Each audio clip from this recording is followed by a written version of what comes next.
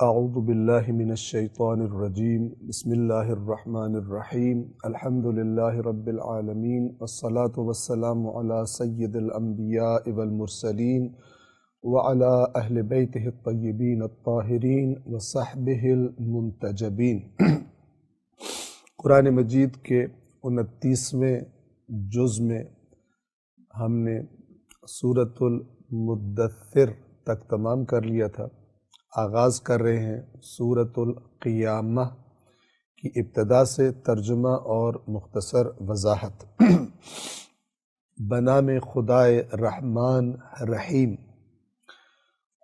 قسم کھاتا ہوں روز قیامت کی۔ 2، قسم کھاتا ہوں ملامت کرنے والے نفس کی۔ 2 قسمیں کھائی ہیں اس سورہ مبارکہ جس کا نام قیامت ہے یا القیامہ۔ اس کی ابتدا میں ایک قیامت کے دن کی قسم ہے اور ایک انسان کے اندر سے آنے والی اس آواز کی قسم ہے کہ جو آواز انسان کو ملامت کرتی ہے، برا بھلا کہتی ہے۔ کب؟ کہ جب انسان کوئی غلط کام، کوئی جرم، کوئی گناہ کرتا ہے۔ آپ توجہ فرمائیے کہ یہ آواز ہر انسان کے اندر اللہ نے رکھ دی ہے، چاہے کوئی مسلمان ہو یا کسی اور دین سے تعلق رکھتا ہو یا کسی دین سے بھی تعلق نہ رکھتا ہو، کوئی پیغام اس تک نہ پہنچا ہو، یہ برے کام پر ملامت کرنے والی آواز جس کو ہم ضمیر کی آواز کا نام دیتے ہیں، یہ ہر انسان کے اندر ہوتی ہے۔ یہ ضرور ہے کہ وہ انسان کے جو اپنی نفس پرستی میں اور اپنے جائز ناجائز مفادات کو حاصل کرنے کے لیے اس آواز پر کان نہ دھریں اور نہ رکیں برے کاموں سے، تو یہ آواز کمزور ہوتی چلی جاتی ہے، لیکن یہ آواز موجود رہتی ہے انسان کے اندر۔ یہ اللہ نے گویا کہ ہر انسان کے اندر اس کی خلقت ایسی کی ہے کہ اس کے اندر رکھ دی۔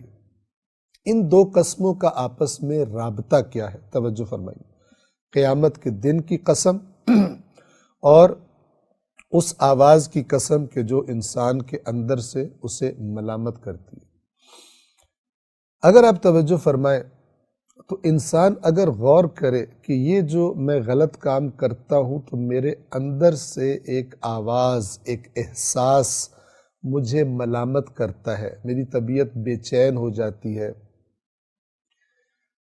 اگر ہم اس آواز پہ غور کریں تو خود اس آواز کا موجود ہونا یہ بتا رہا ہے کہ کچھ کام صحیح ہیں اور کچھ کام غلط ہیں۔ اب جب کچھ کام صحیح ہیں اور کچھ کام غلط ہیں تو غلط کام کرنے والے اور صحیح کام کرنے والے یہ دونوں ایک جیسا انجام رکھتے ہیں، یہ دونوں ایک جیسا انجام نہیں رکھتے۔ خود اس آواز کا انسان کے اندر سے آنا انسان کو بتا رہا ہے کہ اچھائی اور برائی اس کا کچھ حساب کتاب ہے، اور جس نے تیرے اندر یہ آواز رکھی ہے، جو اس آواز کا بنانے والا تو نے خود نہیں رکھی، اس لیے کہ تو غلط کام کرنا چاہتا ہے، لیکن یہ تیری مرضی کے خلاف تیری ملامت کرتی ہے، تیرے کام پر تیری ملامت کرتی ہے، لہذا تو نے خود تو یہ نہیں رکھی۔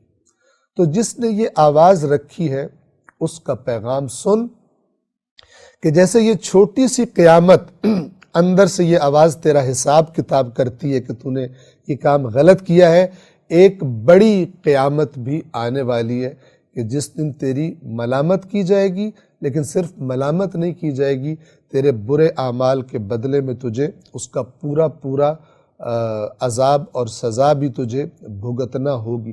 پس قیامت کے دن میں اور انسان کے اندر سے آنے والی آواز میں ایک رابطہ ہے۔ یہ آواز گواہی دے رہی ہے کہ جس نے اس آواز کو خلق کیا ہے وہ اس قیامت کے دن انسان سے حساب کتاب بھی لے گا۔ قسم کھاتا ہوں روز قیامت کی، قسم کھاتا ہوں ملامت کرنے والے نفس کی۔ اور ہم آپ کو بتا چکے کہ اللہ جب کسی چیز کی قسم کھاتا ہے، جب کسی چیز کی قسم کھائی جاتی ہے، تو جس چیز کی قسم کھائی جا رہی ہوتی ہے اس کو گواہ بنایا جا رہا ہوتا ہے اپنی بات کی صداقت پر۔ 3، ان دونوں قسموں کا جواب یہ ہے کہ قیامت تو حتماً آ کے رہے گی، اتنی حقیقت ہے کہ اللہ اس کی قسم کھا رہا ہے، اور پھر اس کی تائید میں ملامت کرنے والے نفس کی آواز کی اللہ تعالیٰ قسم کھا رہا ہے، یعنی اسے گواہ بنا رہا ہے، یعنی انسان سے کہہ رہا ہے کہ اس آواز کو تو دیکھ کے تیرے اندر کس نے رکھ دی، جس نے یہ رکھی ہے وہی تجھے بتا رہا ہے کہ تیرا حساب کتاب ہو کر رہے گا۔ 3، اب اس کے بعد اگلی آیات میں اللہ تعالیٰ سوال کے انداز میں یہ سمجھانا چاہتا ہے کہ انسان قیامت کو جھٹلاتا کیوں ہے۔ کیا انسان یہ خیال کرتا ہے کہ ہم اس کی ہڈیوں کو جمع نہیں کریں گے؟ دوبارہ جب وہ ریزہ ریزہ ہو جائیں گی ہم اس کی ہڈیوں کو دوبارہ جمع نہیں کریں گے؟ 4، ہاں، کیوں نہیں، ہم تو اس کی انگلیوں کے پور بنانے پر بھی، ٹھیک ٹھیک بنانے پر بھی قدرت رکھتے ہیں، قادر ہیں۔ تمہاری ہڈیاں تو دور کی بات ہے، پہلی دفعہ تمہاری ہڈیاں کس نے بنائی تھی؟ اور ہڈیاں تو ذرا بڑی چیز ہے، تمہاری انگلیوں کے پور، یہ جنہیں ہم فنگر پرنٹس کہتے ہیں، اور ہم جانتے ہیں کہ ہر انسان کے دوسرے انسان سے الگ ہوتے ہیں، اور کسی مجرم کو پکڑنے کے لیے اس کے فنگر پرنٹس کے ذریعے بھی مدد لی جاتی ہے۔ اللہ تعالیٰ فرما رہا ہے کہ ہڈیاں تو دور کی بات، ہم تمہارے انگلیوں کے پور بھی دوبارہ اسی طرح بنانے پر قادر ہیں۔ اس بات کی دلیل کیا ہے؟ اس لیے کہ پہلی بار بھی تو اسی اللہ نے بنائے، اسی کی خلقت کا شاہکار ہے تو اے انسان۔ تو جو پہلی بار تجھے بنا سکتا ہے، تو یہ سوال مت کر کہ ہڈیوں کو کون جمع کرے گا، ہڈیاں نہیں، قیامت کے دن تجھے ایسی شکل و صورت میں نکالیں گے کہ تو اپنے آپ کو اچھی طرح پہچان رہا ہوگا، حتیٰ کہ تیرے انگلیوں کے پور بھی ہم اسی طرح بنانے کی قدرت رکھتے ہیں۔ آیت نمبر 5 میں اللہ تعالیٰ فرماتا ہے بلکہ، یعنی قیامت کو جو تمہارا جھٹلانا ہے یہ تو ایک اپنے آپ کو جھوٹی تلقین کرنا ہے، اصل میں تم کچھ اور کرنا چاہتے ہو جس کی وجہ سے قیامت کو جھٹلاتے ہو تم، تاکہ اپنے آپ کو ایک جھوٹی تسلی دے لو کہ میں کر بھی لوں گا تو میرے ساتھ کچھ نہیں ہوگا۔ اور وہ کیا ہے؟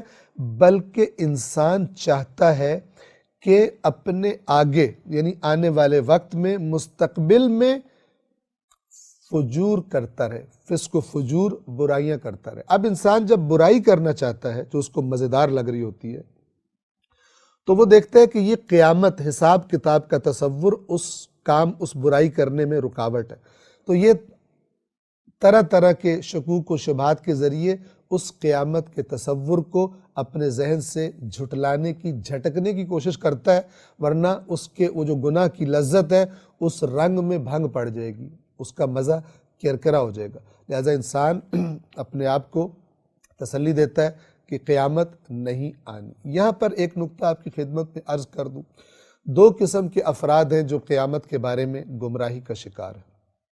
ایک وہ افراد کہ جو قیامت کو مانتے ہی نہیں، کہتے ہیں ہماری یہی زندگی ہے، مر جائیں گے اور اس کے بعد کچھ بھی نہیں ہونا، یہ قیامت کو جھٹلاتے ہیں۔ اور ایک دوسرے، یہ تو ہمارے میں سے، یعنی کم از کم ظاہری طور پہ کوئی بھی مسلمانوں میں سے، اور دین پر، کسی بھی دین پر جو کہتے ہیں کہ ہم کسی نہ کسی دین کے قائل ہیں، ان میں سے تو کوئی بھی علی الظاہر، دل میں جو اس کو چھوڑے، ظاہری طور پہ کوئی نہیں کہتا کہ ہم قیامت کا انکار کرتے ہیں۔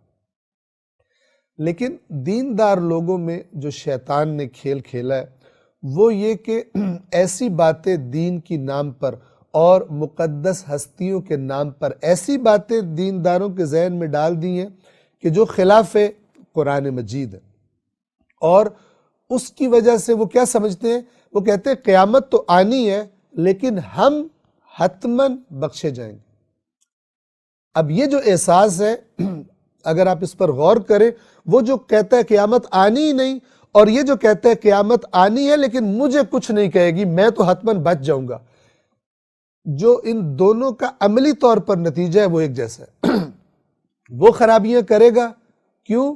اس لیے کہ وہ کہتا ہے قیامت تو آنی نہیں ہے، اور یہ خرابیاں کرے گا کیونکہ اس کے ذہن میں یہ ڈال دیا گیا ہے کہ تیرا سب کچھ معاف ہے، تو کچھ کام کر لے، تیرے اگلے پچھلے سب معاف ہیں، تو بخشا ہوا ہے۔ وہ مزاج اور وہ فکر، وہ عقیدہ کہ جو یہودیوں کا، بنی اسرائیل کا اور مسیحیوں کا، جو انہوں نے اپنے اپنے دین کی تحریف کر کے، ورنہ حضرت موسیٰ اور حضرت عیسیٰ علیہ السلام وہ تو وہی پیغام لائے تھے جو رسول اللہ لائے، اسلام ہے سب کا دین، لیکن انہوں نے تحریف کی اور سمجھتے تھے ہمارے علاوہ کوئی جنت میں نہیں جائے گا، ہم حتماً جنت میں جائیں گے، اگر تھوڑا سا جہنم میں چلے بھی گئے تو واپس جنت میں آ جائیں گے۔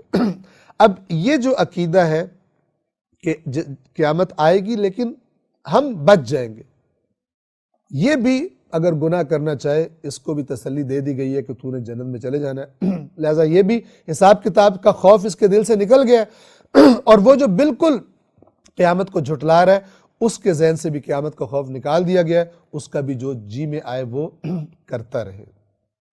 بس یہ کہنا کہ قیامت آئے گی ہی نہیں، یا یہ اس بات کا قائل ہو جانا کہ آئے گی تو صحیح لیکن میں یا میرا گروپ، میری پارٹی، میرا مسلک یہ ایک ایسا اللہ کا فیورٹ گروپ ہے کہ جس کو اللہ نے حتماً معاف کر دینا ہے، یہ خلاف قرآن ہے۔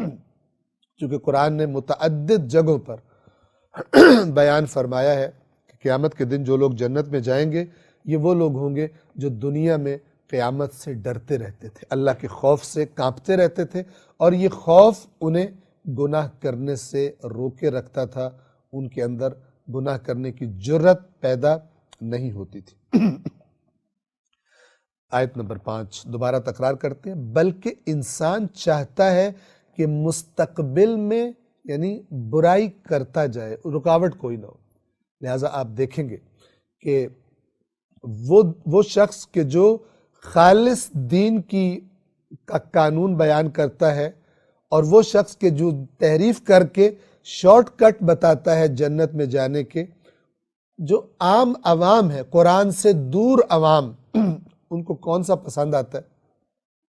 ان کو شارٹ کٹ بتانے والا اور ان کی خواہشات کے مطابق بات کرنے والا، جس کا ان کو زیادہ مزہ ہے، وہ عالم یا وہ خطیب یا جو بھی آپ نام رکھ لیں، دین بتانے والا، وہ ان کو زیادہ پسند آتا ہے۔ لیکن جو حق کی تلاش کی، جن کو اللہ نے توفیق دی ہوتی ہے، اور جنہوں نے اللہ کی کتاب قرآن کو دیکھا ہوتا ہے اور باقی چیزوں کو قرآن کی آیات کے نور میں دیکھتے ہیں، ان کو پہچان ہو جاتی ہے کہ حق کون بتا رہا ہے، اور تحریف کر کے قرآن کی باتیں اور ہیں اور اس کی باتیں اور ہیں۔ وہ ایسے شخص کو پہچان لیتے ہیں، اور اس کا راستہ، جیسا کہ ہم بار بار عرض کرتے ہیں، اللہ کے رسول اور اہل بیت اطہار کے بیان کے مطابق اس کا بنیادی ترین راستہ تا قیامت قرآن مجید کو سمجھنا اور اس کے اندر غور و فکر کرنا ہے۔ حق کو انسان قرآن سے پہچان لے اور پھر اپنے معاشرے کو دیکھے تو اس کو پھر اصلی چہرے لوگوں کے دکھائی دیں گے، میک اپ اور نقاب اس کو دھوکہ نہیں دے سکیں گے۔ بلکہ انسان چاہتا ہے کہ مستقبل میں برائی کرتا جائے۔ 6 وہ سوال کرتا ہے قیامت کا دن کب آئے گا؟ یہ سوال جاننے کے لیے نہیں، جیسے بار بار ہم کہہ چکے، یہ سوال جھٹلانے کے لیے۔ اتنے عرصے سے سنتے آ رہے ہیں، کب آئے گی یہ؟ یعنی نہیں آئے گی۔ اور یہ جملہ ہم نے مسلمانوں کے منہ سے کئی بار سن چکے، قیامت کب آئے گی؟ 7 اب یہاں سے اللہ تبارک و تعالی قیامت کے دن جب وہ آئے گا تو کیا صورتحال ہوگی، کیا مناظر ہوں گے، وہ بیان فرما رہا ہے۔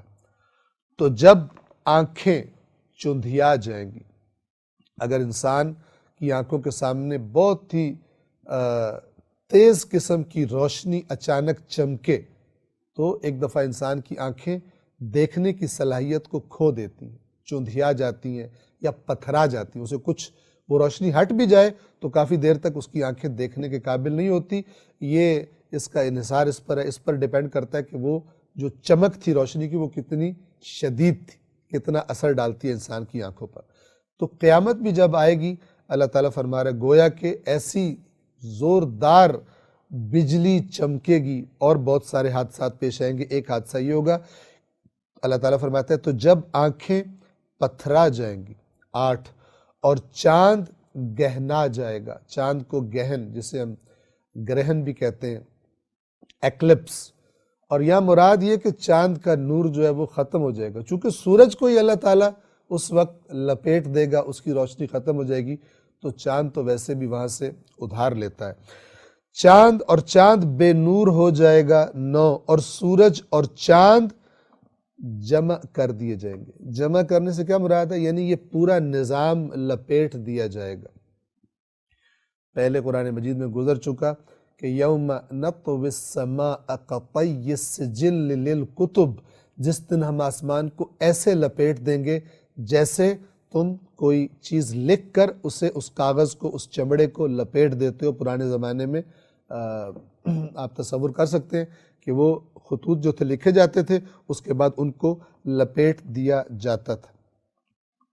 اب جب یہ سب حادثے ہو چکیں گے تو وہ انسان کہ جو اس وقت موجود ہوں گے، یا یہ کہ دوبارہ مر کے سارے باہر نکل آئیں گے، ان کی زبانوں سے کیا کیا باتیں نکلیں گی اس بدحواسی میں اللہ تعالیٰ نے بیان فرمائی ہے۔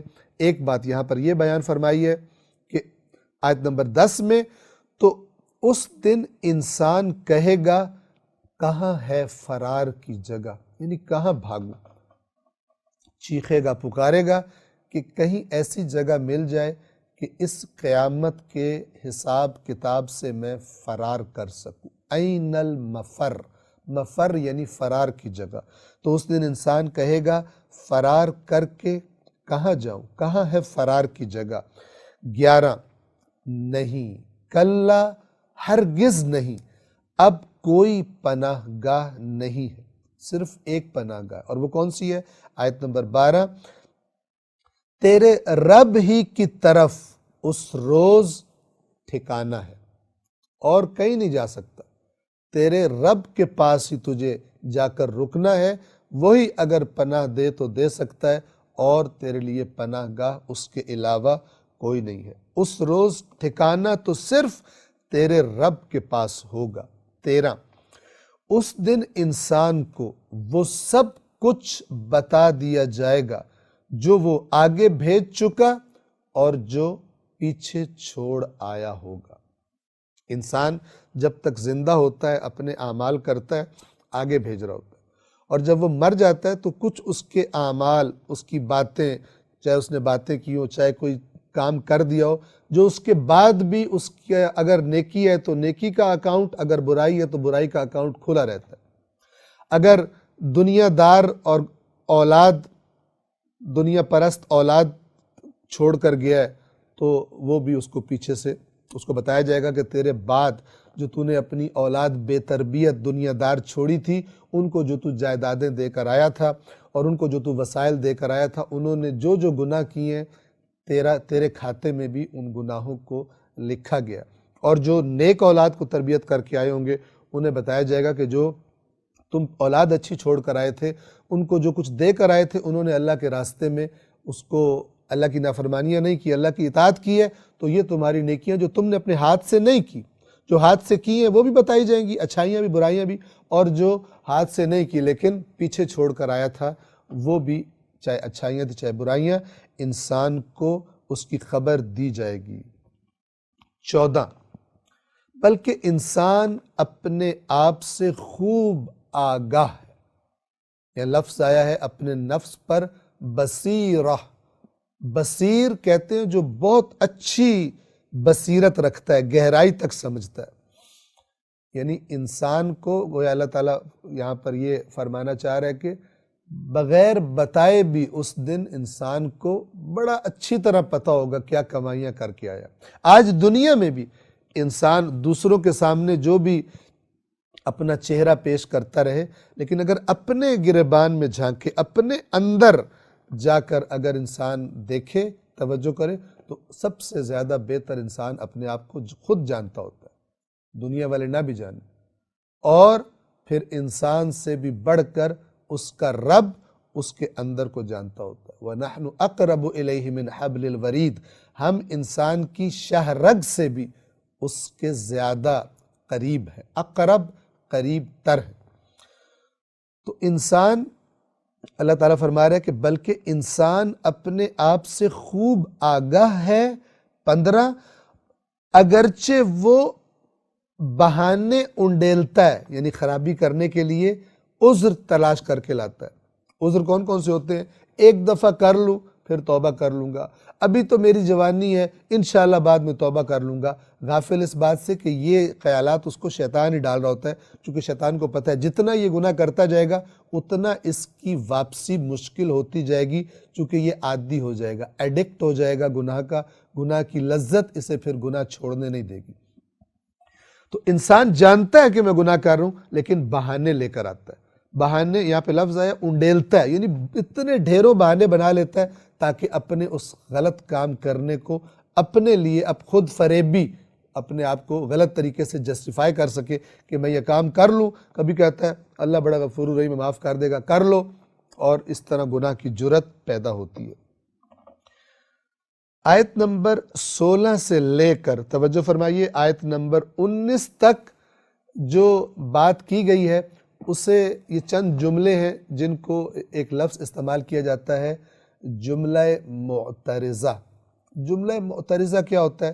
توجہ فرمائیے، آیت نمبر 15 سے بات کنیکٹڈ کہاں سے ہے؟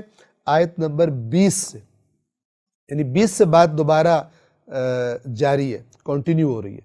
یہ درمیان میں جو آیت نمبر 16 سے 19 تک ہیں، یہ مربوط ہیں بھی بات سے، لیکن اس طرح مربوط نہیں ہے، ایک الگ بات بیچ میں کی جا رہی ہے، ٹھیک ہے؟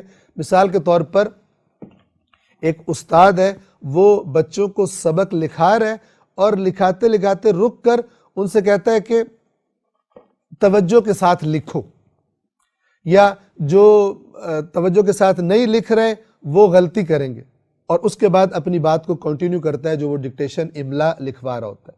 تو یہ جو بیچ میں بات کی جاتی ہے اس کو کہا جاتا ہے جملہ معترضہ۔ تو وہ معترضہ کیا ہے؟ آیت نمبر 16 سے لے کر 20 تک ہے، اور اس کے بعد آیت نمبر 19 تک ہے، اور اس کے بعد 20 سے بات کنٹینیو ہوتی ہے، وہی کہ جو آیت نمبر 15 پر رکی تھی۔ اب آیت نمبر 16 سے لے کے 20 پر توجہ فرمائیے۔ آیت نمبر 16 میں اللہ تبارک و تعالیٰ فرما رہے ہیں، اے نبی، آپ وحی کو جلدی، وحی کے بارے میں جلدی کرنے کے لیے اپنی زبان کو حرکت نہ دیجیے۔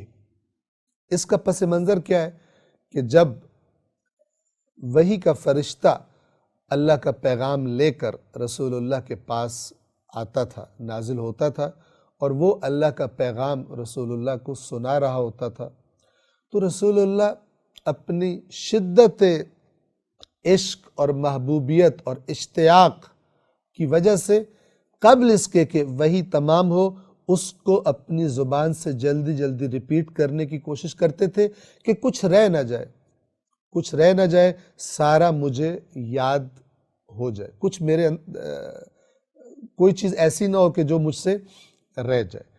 تو اللہ تبارک و تعالی نے اپنے رسول کو ان آیات میں تسلی دلوائی ہے اور ضمانت دی ہے کہ آپ جلدی جلدی اپنی زبان کو حرکت نہ دیا کریں گے۔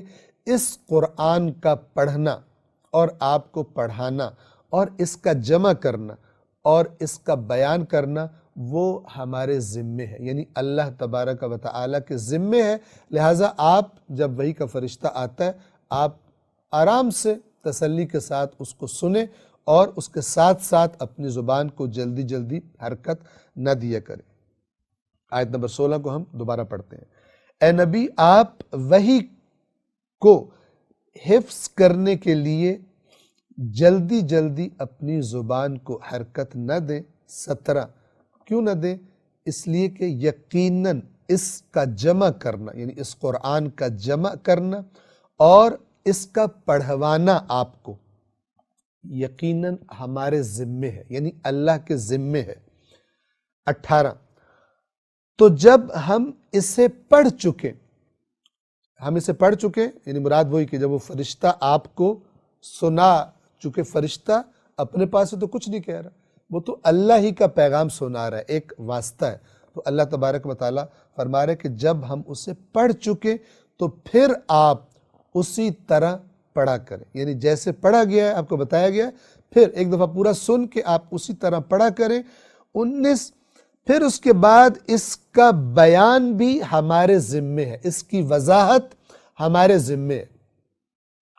اس سے یہ بھی مراد ہو سکتی ہے کہ کچھ آیات جس میں ایک بات کی طرف اشارہ ہے اور آیات آ کر اس کا مزید بیان کر دیں گی، جیسا کہ خود مولا علی علیہ السلام کا فرمان ہے کہ قرآن کی آیات ایک دوسرے کی تفسیر کرتی ہیں، ایک دوسرے کو واضح کر دیتی ہیں۔ یہ مراد بھی ہو سکتی ہے، اور یہ مراد بھی ہو سکتی ہے کہ وہ چیزیں کہ جو ہم قرآن میں ذکر کر رہے ہیں ان کی تفصیلات بھی ہم آپ کو بتا دیں گے تاکہ آپ امت کو بتا دیں۔ پس رسول اللہ پر آنے والی اللہ کی طرف سے وحی اس بات کی بنیاد پر دو قسم کی ہو جائے گی، ایک وہ جس کا نام قرآن ہے، اور ایک وہ کہ جو رسول اللہ نے مثال کے طور پر نماز، توجہ فرمائیں، نماز کا پورا پڑھنے کا طریقہ، تکبیرۃ الاحرام ہوگی پہلے، پھر قیام ہوگا، پھر رکوع ہوگا، پھر اٹھنا ہے، پھر دوبارہ 2 سجدے کرنے ہیں، پھر مثلا دوسری رکعت میں تشہد پڑھنا ہے، اور یہ ساری جزیات یہ قرآن میں بیان نہیں کی گئی، لیکن یہ کس نے بیان کی ہے؟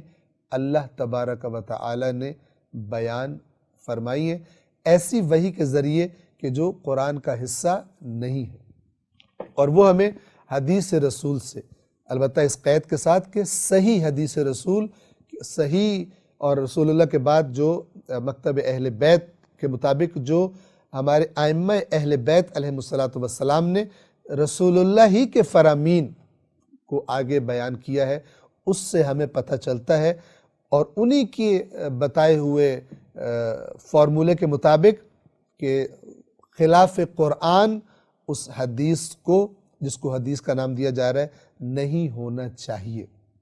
قرآن سے اگر مخالفت میں ہے تو وہ حدیث نہیں ہو سکتی۔ پھر اس کی وضاحت بھی ہمارے ذمے ہے۔ یہ آیت نمبر 19 یہاں پہ رک جاتی ہے، گویا بیچ میں اس جو پیچھے بات ہو رہی تھی آیت نمبر 15 تک، اس کو روک کر یہ رسول اللہ کو اللہ تعالیٰ نے رہنمائی فرمائی کہ آپ جلدی جلدی اپنی زبان کو حرکت نہ دیا کریں، ہم اس قرآن کو جمع بھی کریں گے، اس قرآن کی کوئی چیز نہیں رہے گی مگر یہ کہ ہم آپ کو یاد کروا دیں گے، جمع کر دیں گے، بیان کر دیں گے۔ یہ ہمارا ذمہ ہے، اور یہ ایک اور تاکید ہے کہ اللہ تبارک و تعالی اس قرآن کا نازل کرنے والا بھی خود ہے اور اس کی حفاظت کرنے والا بھی خود ہے۔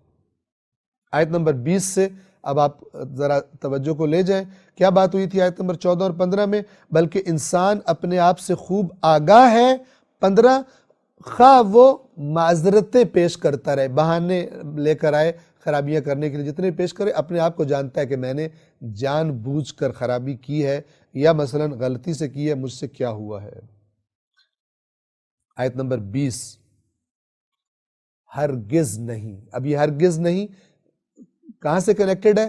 قیامت کو جھٹلانے سے۔ ہرگز نہیں، قیامت آ کر رہے گی، اس کو نہ جھٹلاؤ۔ جو تم کہہ رہے ہو قیامت نہیں آئے گی، ہرگز ایسا نہیں ہے، قیامت آئے گی۔ یہ اس لیے ہے، جو تم قیامت کو جھٹلا رہے ہو اس لیے ہے کہ تم جلدی ملنے والی کو پسند کرتے ہو، العاجلہ، جلدی ملنے والی، یعنی جو تمہیں یہ دنیا نظر آ رہی ہے، آخرت تو تمہیں آنکھوں سے نظر نہیں آ رہی، اپنے 5 حواس سے، 5 سینسز سے تو تمہیں آخرت نظر نہیں آ رہی، تمہیں یہ دنیا کی لذتیں دکھائی دیتی ہیں، یہ تم اس کو پسند کرتے ہو، اس کی طرف جاتے ہو، اس لیے اس کو ترجیح دیتے ہو۔ یہ اس لیے، یہ قیامت کا جھٹلانا اس لیے کہ تم دنیا کو پسند کرتے ہو، اور جب تمہیں دنیا میں آخرت کا تصور رکاوٹ لگتا ہے تو تم اسے جھٹلانے کی کوشش کرتے ہو۔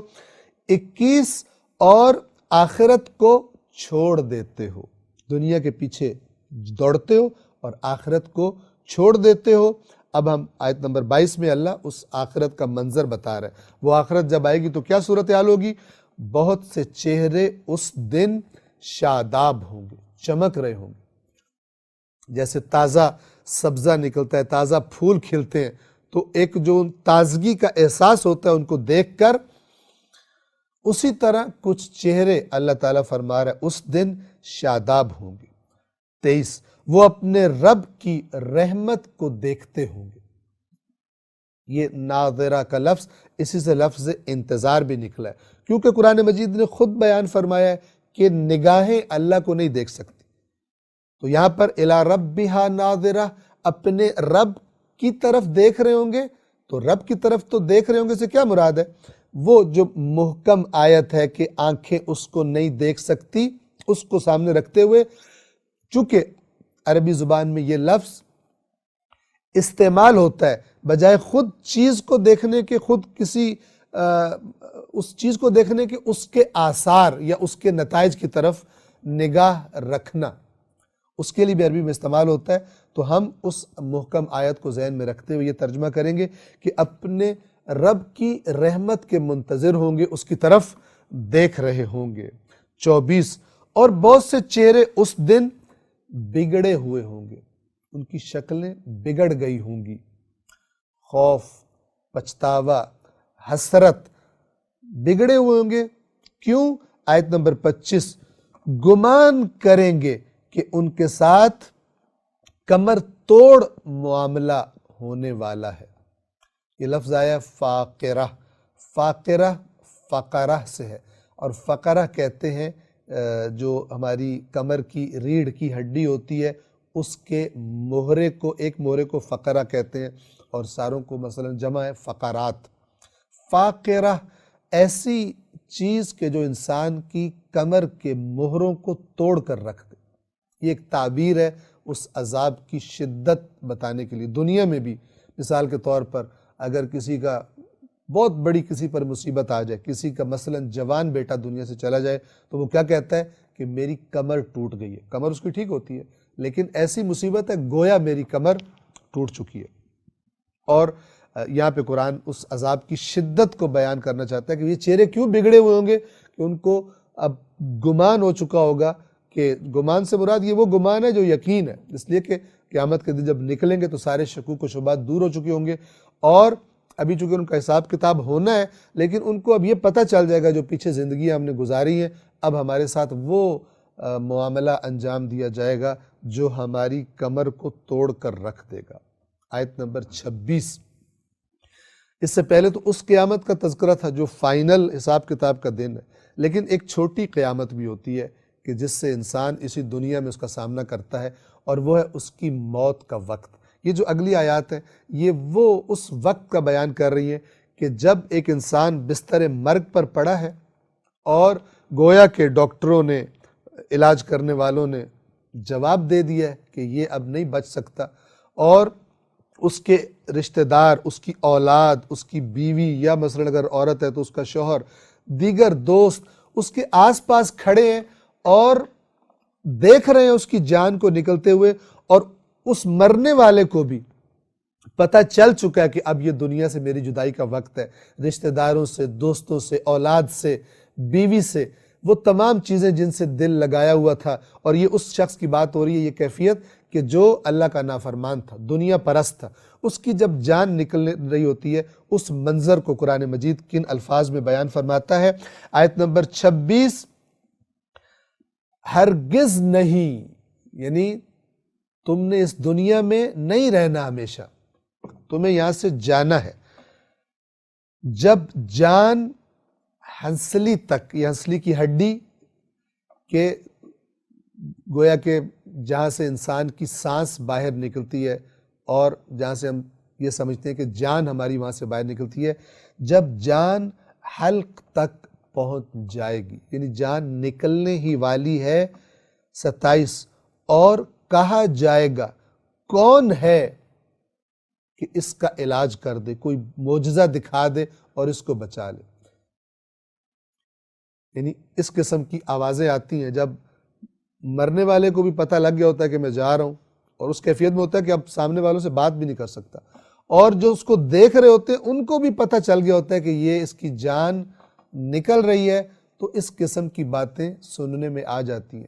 جو بہت ہی زیادہ اس سے محبت کرتے ہیں کہتے ہیں، تڑپ کر کہتے ہیں کہ کوئی ہے کہ جو اس وقت بچا لے، کوئی معجزہ ہو جائے، کوئی جادو ہو جائے، کچھ ہو جائے کہ یہ مرنے والا واپس آ جائے، اور کہا جائے گا کون ہے علاج کرنے والا، کوئی ہے جو اس کا علاج کر لے۔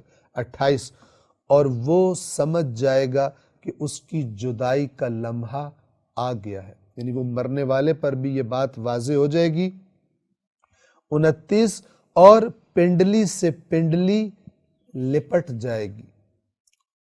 جب انسان مرنے لگتا ہے تو اپنی بعض اوقات تکلیف میں اپنی ٹانگوں کو ایک دوسرے کے ساتھ رگڑتا ہے، پنڈلی سے پنڈلی کا لپٹ جانا، یہ معنی ہو سکتا ہے۔ یا یہ معنی ہو سکتا ہے کہ جب انسان مر جاتا ہے تو اس کی ٹانگیں ایک دوسرے کے ساتھ جڑ جاتی ہیں، یا بعد میں باندھ کر جوڑ دی جاتی ہیں، یا کفن میں لپیٹ دی جاتی ہیں، جس طرح سے بھی اس کا تصور کریں۔ اس آیت کے اندر وہ شامل ہے کہ وہ جو حرکتیں تھیں اور وہ جو چھلانگیں تھیں اور وہ جو نافرمانیاں تھیں، اب وہ اتنی بے بسی کی صورت ہے کہ اپنی ٹانگوں کو، پنڈلیوں کو بھی ایک دوسرے سے جدا نہیں کر سکتا، اور اس کو اب اللہ کی بارگاہ میں پیش ہونا ہے۔ اور جب یہ پنڈلی سے پنڈلی لپٹ جائے گی 30 تو وہ تیرے رب کی طرف ہانکے جانے کا دن ہوگا، یعنی اس دن تیرے رب ہی کی طرف تجھے واپس جانا ہے، اب تو کہیں اور نہیں جا سکتا، اس دنیا سے تیری جدائی ہو چکی۔ یہ کون شخص ہے؟ آیت نمبر 31 میں بتایا جا رہا ہے، تو اس نے نہ تو تصدیق کی اور نہ نماز پڑھی، یعنی اللہ کی طرف سے جو پیغام آیا تھا اس نے اس کی تصدیق نہیں کی، یعنی جھٹلاتا رہا اس کو۔ تصدیق کرنا یعنی کہنا کہ یہ حق ہے، اور اس تصدیق کا ایک بہت بڑی علامت ذکر کی، اور وہ کیا ہے جو تصدیق کرتا ہے اس کی بہت بڑی علامت کیا ہے؟ اللہ کی نماز پڑھنا، عبادت کرنا۔ تو نہ اس نے تصدیق کی اور نہ ہی نماز پڑھی، کہ جو گویا کہ ثبوت ہے کہ میں نے اس آئین جس کا نام اسلام ہے، یہ قرآن، اس کو میں نے سچا تسلیم کر لیا ہے۔ اور اس کے بدلے میں کیا کیا؟ آیت نمبر 32 لیکن، جس کا معنی ہم اردو میں کریں گے بلکہ جھٹلایا اور پشت کی، روح گردانی کی، نہ مانا اس کو۔ 33 اور پھر اس کے بعد کیا کرتا تھا؟ جب اس کو پیغام سنایا جاتا تھا نہیں مانتا تھا اور جھٹلا دیتا تھا اور پشت کر لیتا تھا، پھر اکڑتا ہوا اپنے گھر والوں کی طرف چل پڑتا تھا۔ گھر والے بھی مراد ہو سکتے ہیں، اپنے ہم محفل، اپنے یار دوست بھی مراد ہو سکتے ہیں، کہ اکڑ کے ان کے پاس جاتا تھا اور جا کے کہتا تھا کہ آج میں، وہ جو اپنے آپ کو رسول کہتا ہے، میں اس کو جھٹلا کے آیا ہوں، اس نے مجھے یہ بات کی، میں نے نہیں مانی، اور اپنی الٹی سیدھی باتیں کر کر دلائل دیا کرتا تھا۔ یہ اس کی کیفیت تھی، حق کو یہ نہیں مانتا تھا۔ اب اس سے کہا جا رہا ہے آیت نمبر 34 میں، تیرے لیے تباہی ہے تو پھر تباہی ہے، یعنی تیرے لیے تباہی ہی تباہی ہے۔ 35 پھر دوبارہ تکرار کیا جا رہا ہے، تیرے لیے تباہی پر تباہی ہے، تیری مہلت ختم ہو گئی، تو نے اپنا سرمایہ ضائع کر دیا، تو نے اپنی صلاحیتیں ضائع کر دی، دنیا پرستی میں، دنیا کے مزے لوٹنے میں گزار دی، اب تباہی پر تباہی تیرا انتظار کر رہی ہے، پھر تباہی پر تباہی تیرا انتظار کر رہی ہے۔ یہ جو تاکیدیں ہیں اس عذاب کے بارے میں، یہ اللہ کی رحمت ہے، یاد رکھیے، اس کو اس نگاہ سے دیکھیں۔ خداوند عالم اتنی شدت سے خبردار کرنا چاہتا ہے کہ جس کے اندر گنجائش ہے وہ سوچے تو صحیح کہ مثلا میں جس عذاب کو نہیں مان رہا اور اس دن کے لیے تیاری نہیں کر رہا، اگر یہ فرض کرے کہ مجھے اگر یہ برداشت کرنا پڑ گیا، تو جب واپسی کا راستہ بھی نہیں ہوگا اور کوئی بچانے والا بھی نہیں ہوگا اللہ سے، تو میرا کیا حال ہوگا؟ ڈر جائے شاید اور اللہ کی بارگاہ میں لوٹ آئے۔ آیت نمبر 36 سے لے کر آخر تک پھر کچھ سوالوں کے ذریعے، یہ سوال پوچھنے کے لیے نہیں ہے بلکہ کچھ بتانے کے لیے۔ پہلا سوال 36 نمبر آیت، کیا انسان یہ خیال کرتا ہے کہ اسے یوں ہی چھوڑ دیا جائے گا؟ یہاں پہ لفظ آیا ہے سدا۔ سدا ان اونٹوں کو عرب کہتے تھے کہ جن کو آزاد چرنے کے لیے چھوڑ دیا جائے اور کوئی ان کو ہانکنے والا، کنٹرول کرنے والا، روکنے والا نہ ہو، جدھر ان کا جی چاہے چرتے پھر۔ وہ لفظ لایا قرآن نے کہ کیا انسان یہ خیال کرتا ہے کہ اسے یوں ہی چھوڑ دیا جائے گا، جو مرضی دنیا میں کرتا رہے، اسے کوئی پوچھا نہیں، ایسا باطل نظام تم سمجھتے ہو اللہ نے پیدا کیا؟ اس کے بعد انسان کی خلقت کے مراحل کی طرف جو قرآن میں متعدد مرتبہ اللہ نے، چونکہ اس کو انسان اچھی طرح سوچ سکتا ہے کہ کتنے پیچیدہ مراحل سے گزر کر تو ایک معمولی قطرے سے انسان بنا ہے، تو یہ جو نظام بنایا گیا یہ بیہودہ ہے۔ اب تو اسے پوچھے گا ہی کوئی نہیں کہ تو نے کیسی زندگی گزاری اور کیسی نہیں گزاری۔ کیا انسان یہ خیال کرتا ہے کہ اسے یوں ہی چھوڑ دیا جائے گا؟ 37، کیا وہ ٹپکایا جانے والا منی کا ایک نطفہ نہیں تھا؟ اپنی اوقات انسان کو یاد کرائی جا رہی ہے کہ اس ایک معمولی قطرے سے تجھے ہم نے اتنے مراحل سے گزار کر انسان بنا دیا، اور تو سمجھتا ہے کہ ہم جس نے تجھے یہ سارے مراحل سے گزارا ہے، جس نے یہ نظام بنایا ہے، اب وہ تجھے پوچھے گا بھی نہیں کہ تو نے کیسی زندگی گزاری۔ وہ جو شروع میں قسم کھائی تھی، تیرے اندر کی آواز بھی اسی نے بنائی ہے جو تجھے ملامت کرتی ہے، اور یہ آواز گواہی دے رہی ہے کہ بنانے والا اچھائی اور برائی میں فرق دیکھنا چاہتا ہے تیری زندگی میں۔ 38، پھر لوتھڑا بنا، پھر اسے خلق کیا، بنایا اور تو اسے سنوارا، فسوا، یعنی جو چیز جیسی جتنی مقدار میں ہونی چاہیے تھی ویسی بنا دی، بنایا بھی اس نے اور سنوارا بھی انسان کو۔ 39، پھر اس سے زوجین بنائے، زوجین یعنی نر اور مادہ، مرد اور عورت، زوجین کون سے؟ یعنی نر اور مادہ، پھر اس سے مرد اور عورت کا جوڑا بنایا۔ آخری آیت نمبر 40، کیا اس ذات کے پاس یہ قدرت نہیں ہے کہ وہ مرنے والوں کو زندہ کر دے؟ جس نے یہ پہلی دفعہ سب کچھ کیا ہے، کتنی احمقانہ بات ہے کہ کوئی یہ کہے کہ دوسری مرتبہ کس طرح یہ کام ہوگا۔ نہ، تمہارا پہلی مرتبہ کا وجود تمہیں بتا رہا ہے کہ اس کو ڈھونڈو جس نے پہلی مرتبہ یہ کیا ہے، کیونکہ جس نے پہلی مرتبہ کیا ہے دوسری مرتبہ تو وہ بڑے آرام سے کر لے گا۔ سورہ قیامت یہاں پر تمام ہوتی ہے۔ سورۃ الانسان جسے سورۃ الدہر بھی کہتے ہیں انشاءاللہ آئندہ درس میں بیان کی جائے گی۔ والسلام علیکم ورحمۃ اللہ وبرکاتہ۔